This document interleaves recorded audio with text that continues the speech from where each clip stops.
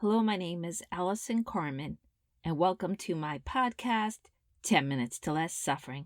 And the name of today's podcast is How is the Glass Half Full for Some and Half Empty for Others? And just to be clear for everyone, just in case someone doesn't know, when you look at a glass and it's half filled with water, some people look at it and say, oh, the glass is half full. And that symbolizes they're looking at the more positive side of things. And other people will see the glass as half empty. So that's a more negative perspective. And that's how people refer to if someone's a positive thinker or a negative thinker or an optimist or a pessimist.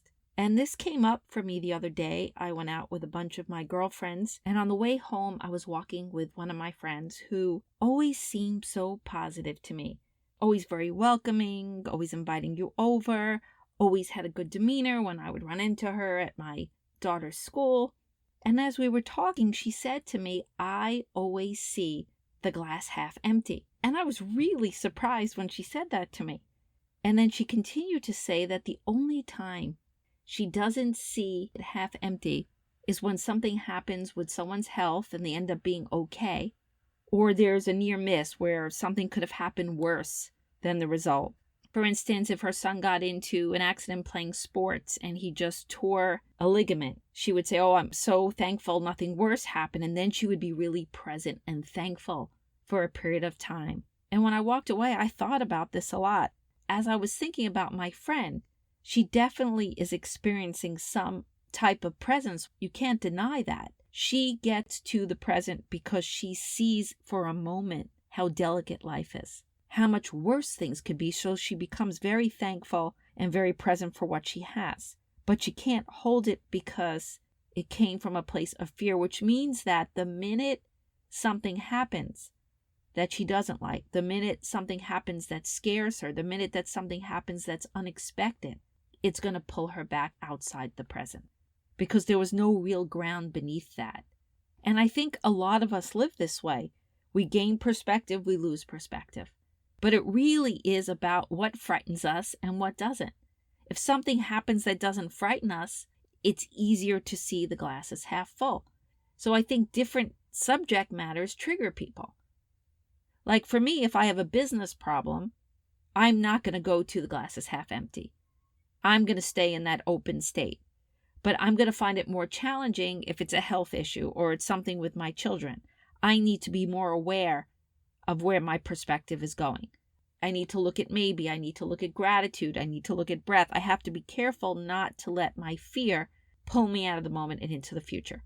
And you might be different than me. You might be glass half full with health issues, and maybe when it comes to money or it comes to business problems, maybe you go to half empty. Whatever it is, there's something in all of our lives that trigger us in a way that makes us believe that if things are not okay today, it frightens us that they can't get better tomorrow. And then sometimes people are all half empty. They're totally negative, and there's some people that are totally positive. But wherever you land, this is a great opportunity to understand why we do this, because it's very unpleasant to come to a problem thinking that it can't get better, feeling really negative, feeling really stressed.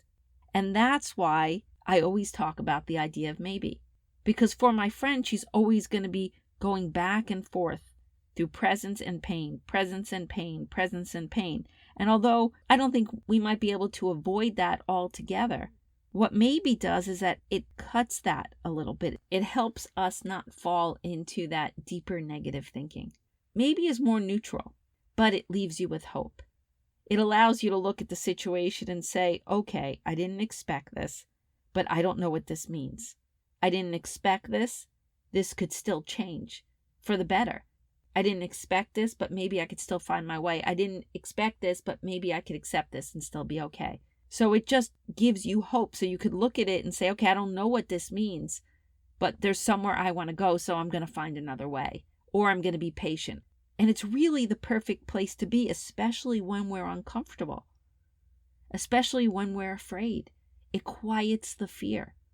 And I didn't have the chance to speak to my girlfriend about it at the moment, but I really think that would be an amazing tool for her.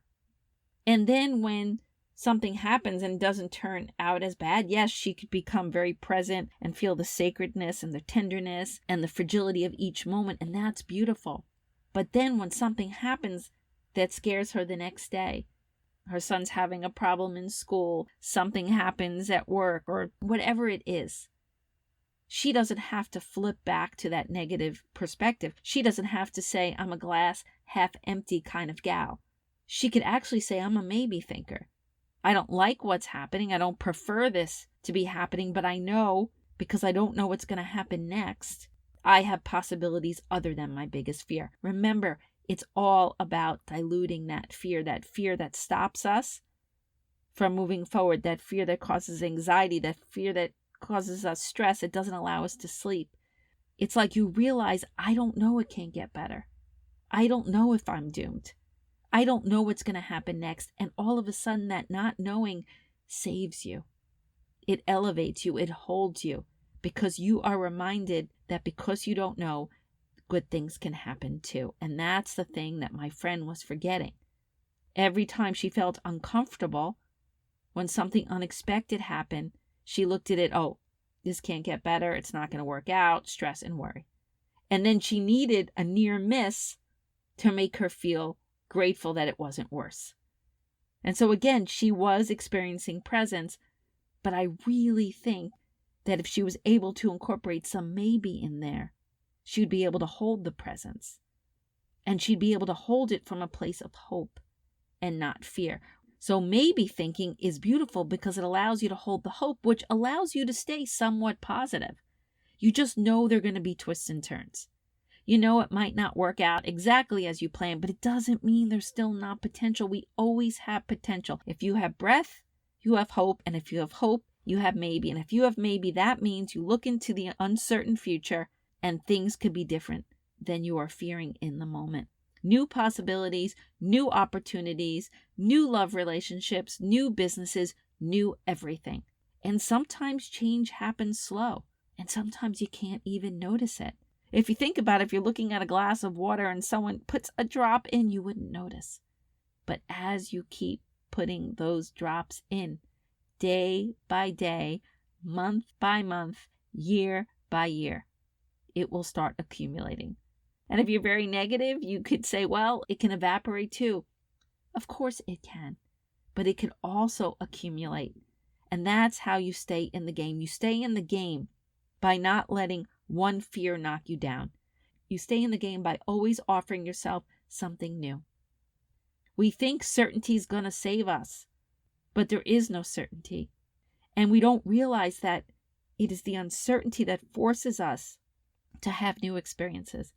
It's uncertainty that is the reason why we get married. It's the reason why we start business. It's the reason we have hope. It's uncertainty.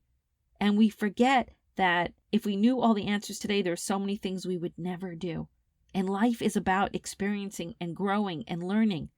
And there would be so much less in our lives. And I've thought about this a lot over the years. And some of the hardest things that have ever happened to me have led me to another place. Or some of the hardest projects I ever had. If somebody would have told me all the steps along the way, I would have been like, no, thank you. And these are some of the most beautiful things in my life. You don't want to know the future. The most important thing is to hold hope. It sounds simple, but sometimes the most simple thing is the most profound. Maybe everything that's happened to us in our lives have brought us to this moment with the hope and possibility that maybe we could still have the life that we want. Maybe whatever we're experiencing today can get better. Maybe what's happening is good. Maybe we could accept what's happening and still be okay. When those become the golden rules of your life, you keep letting go. You keep unhooking. You keep releasing from the stress. You keep releasing from the worry. And there you are, back in your center, back in your goal, back in your intention, back in the mindset that things are still possible. And at that point, you are living beyond the glass being half empty and half full. You're not even thinking about it. You're thinking about that open playing field. You're thinking about uncertainty being your best friend. You're thinking about all the amazing things that could still happen that you can't even imagine today. You have become a maybe thinker. And you have allowed yourself to access so much more that is possible. And you might even think to yourself, maybe the best is yet to come.